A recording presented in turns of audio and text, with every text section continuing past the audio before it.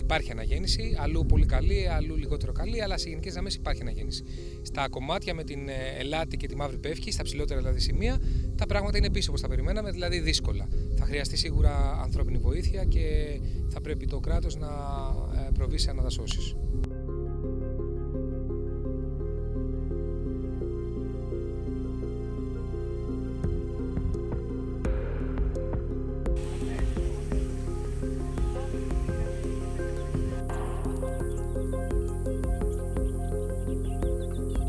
Βασικός σκοπός είναι να μην ξαναγίνει το ίδιο που έγινε πέρυσι, δηλαδή να μπορέσουμε να κάνουμε όλες εκείνες τις ενέργειες και τις πράξεις και την οργάνωση και το σχεδιασμό ούτως ώστε να μην ξαναγίνει.